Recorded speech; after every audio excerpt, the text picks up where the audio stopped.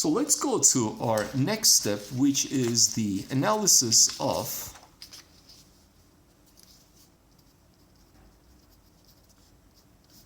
the SLS model in relaxation. So the SLS model is something that we should know by heart because it reveals many of the characteristics that viscoelastic materials display. And what we know is that it is composed of a Maxwell element, a spring in series with a dashpot. You connect to that combination of fundamental rheological elements, another spring in series. Again, we just call it a spring. It's actually just a representation of material behavior, which is meaningful in some combination to the purpose of predicting a stress-strain relation, which is going to model viscoelasticity, right? So it's just a visual reminder of what's going to happen. So this is our SLS setup that we have to know by heart. Now, the way we're going to talk about this is through the relaxation experiment. But first, let me eventually analyze it in an arbitrary setting. So in fact, at this stage, perhaps instead of calling relaxation, let's just call it in detail, because presently it's not necessarily relaxation. Ultimately, I'm going to apply it to relaxation. So what we're going to imagine is we have some arbitrary strain as a function of time applied. So if I take the derivative of that, I will obtain the strain rate. So this is imposed. So one sometimes calls this a strain-driven setting. We impose what the strain is, and we measure what the corresponding stress is. Or we, in this case, calculate it. So if I were to impose a stress and measure the corresponding strain, or predict it, calculate it from the model, it would be a stress-driven setting. So presently it's strain-driven, and the goal is to find stress for a given function epsilon of time. So remember that the lengths have no meaning. I can draw this arbitrarily long. But what this picture means is that if I impose a certain amount of strain, that strain is going to be transmitted to these elements. Now, first of all, these things are in parallel. So just like if this were a structural element and I elongate it by a certain amount, this thing certainly would elongate by the same amount. When I impose a strain here, this thing is imposed to subjected to exactly that strain. So the strain on this single spring that we have is epsilon itself. Now that spring, let's say, has a Young's modulus, is representing a elastic behavior with Young's modulus E infinity. You'll see why we put an infinity sign there. So there remains another spring. Let's just say that it has a Young's modulus E, and there is a dashpot. Let's say it has a viscosity eta.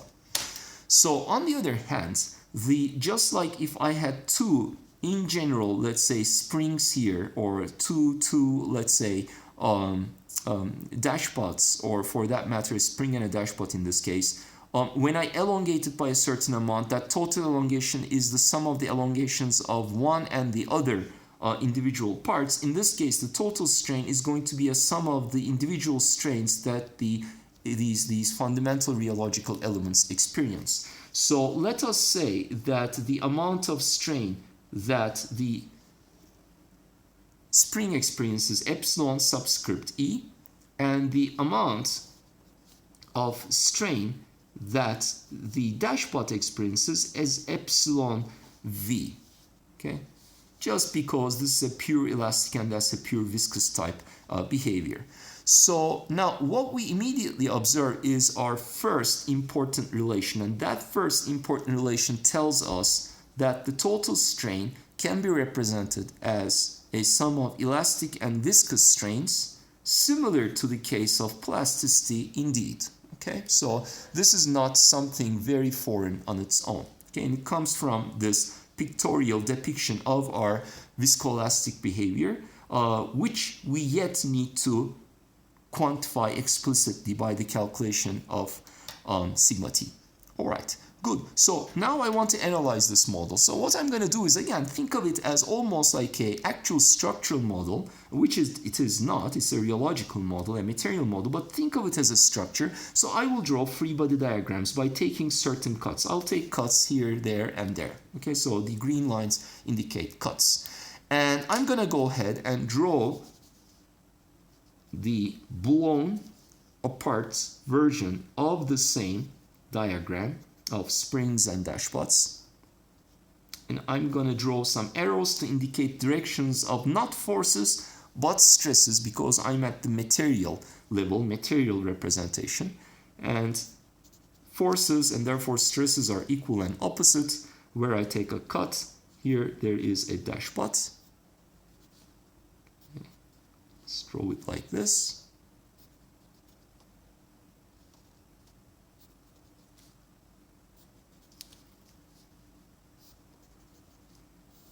Okay. So here I have E, there I have eta, there I have E infinity. And let's indicate these stresses with, here there is a stress that only results from a simple elastic behavior. The stress, let's call that sigma E. And here there is a stress, if I look here, there's a stress that has to do certainly, or certainly is influenced by that, sigma V, and the stress in series, or the force in series, is the same. So because these things have no inertia, it's not really real structure, right? It's material level, there is no inertia, there is no mass here, so everything actually is sigma V. So overall in this branch I have some viscous effect associated with that. Here there is not. So by the way, each line we call a branch. Okay, this is one branch, this is another branch. Okay, we could eventually, turns out, have multiple branches. Here we have two. One branch is Maxwell, the other branch is a spring. Okay, and what we are measuring is sigma.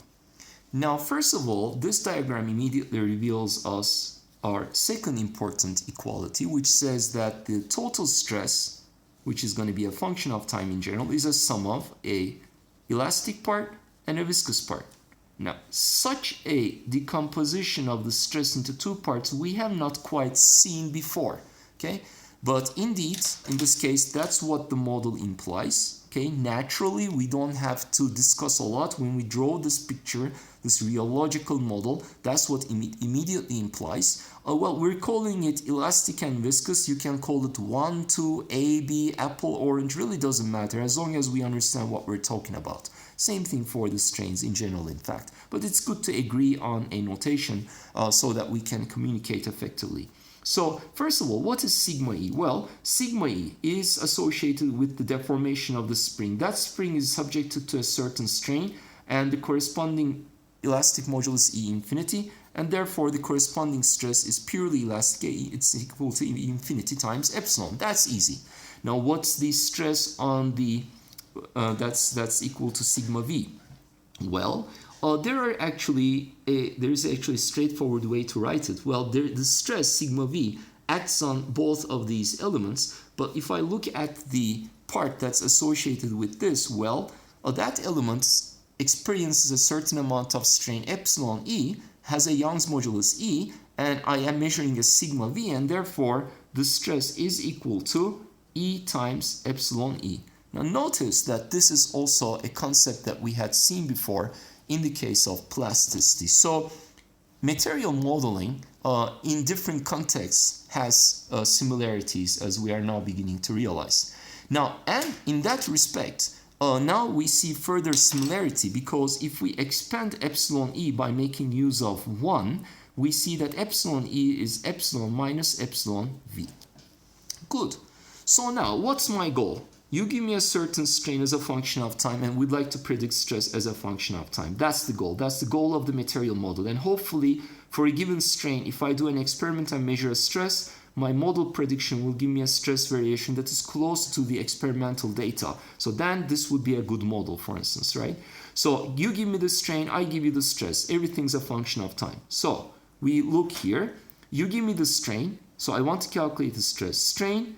This portion, it's easy. Then I look here. I need to calculate this as well. If I know epsilon v, then I can calculate epsilon e by subtracting it from the known epsilon, the given epsilon, and this part's also known. And then I would be able to calculate stress. But I don't know what epsilon v is. So now, at this stage, you may wish to immediately again remember the case of plasticity where we had a similar issue. Stress was E times epsilon E, but what is the plastic strain? We need to have, it turns out, similarly, a model for the amount of deformation that is not elastic. So in this case, this deformation, just like plastic strain, is the deformation that is not purely elastic. It is inelastic. In this case, it's a viscous strain. Okay? So the question is, what is the viscous strain? So we need a material model. Now, in the case of plasticity, we propose that model based on certain experimental data so that we get a good fit to the data itself, right? So in this case, similarly, we need a model, but the model is actually, it turns out, inherent already. It's implicit in our construction of the rheological combination. And that can be seen by looking at the viscous strain and writing it slightly differently. Now, the viscous strain certainly is equal to this, right? Strain on the spring multiplying the Young's modulus is sigma v. But if I look into that portion, I see a dashpot on which there is also a sigma v. And that sigma v is generated on the dashpot because the dashpot is deforming with a certain change of the viscous strain. Now remember, the dashpot is sensitive not to the amount of strain, but to its rate, time rate of change, the strain rate. In this case, the rate of epsilon v. It's always the rate of the strain on the corresponding dashpot. So here, the strain on the dashpot is only epsilon v, not the total strain. Okay, because some of it goes to the spring itself. So therefore, if you look into that portion of the picture, then the viscous stress can also be written as such, right? So therefore, what we see is that there are two ways to depict the stress. And since there are two ways, I can combine these and write them as, well, eta times epsilon dot v is equal to E times epsilon minus epsilon v. Now, we can do some arrangement. And in particular, what I can do is I can divide both sides through E and define a constant that appears in front of the rate of change of epsilon v, and define that to be tau, which is eta over E. Now notice that the unit is Pascal seconds divided by some Pascal, could be mega, just fundamentally Pascal, so what that leaves is seconds. So we have a quantity, I called it tau, not to confuse it with the shear stress. I think the context makes it clear. Tau is a parameter. It is a material parameters because eta and E are both material parameters. So tau is a material parameter. It is a property that is intrinsic and indicative of the material behavior. It's called relaxation time. You'll see why it's called relaxation time in a second. So it's essentially, let's say, and you'll see again why, the characteristic response time of a viscoelastic material. So we're going to come back to that interpretation. So as soon as we know what tau is, you see, now I'm going to go ahead and write a third equation. And the third equation says that tau multiplying epsilon dot v plus epsilon v, I'll put to the left-hand side, epsilon v is equal to epsilon, which, remember, is a function of time. I will emphasize it by putting that time explicitly at that state. So that is the third important piece of information that we need. So now notice where we are. We know what the loading is.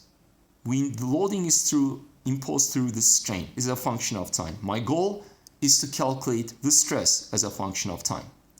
To calculate the stress, I need to know the viscous strain at every instance in time. Everything else is very clear from my model. The viscous strain is needed because this portion has the elastic strain, and the elastic strain should be subtracted from the total strain, which I know. But the elastic strain I don't, and therefore, in a sense, I don't know what epsilon v. That's the reason. So if I know epsilon v, then I can calculate epsilon e as a function of time, and I'm done. And it turns out, if you know your loading, the strain, the deformation, it goes into the right-hand side of a differential equation from which I can extract the solution epsilon v, solve for epsilon v as a function of time.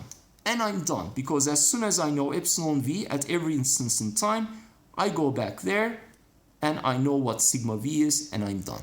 All right. So essentially, everything that we need, the model, the fundamental ingredients, as well as a equation, in this case it turns out a differential equation, which governs this inelastic strain, the viscous strain, is contained in our rheological model, which is the standard linear solid or SLS model. So next, let's go ahead and demonstrate that this is indeed a type of material model with these equations which can display, for instance, appropriate relaxation behavior.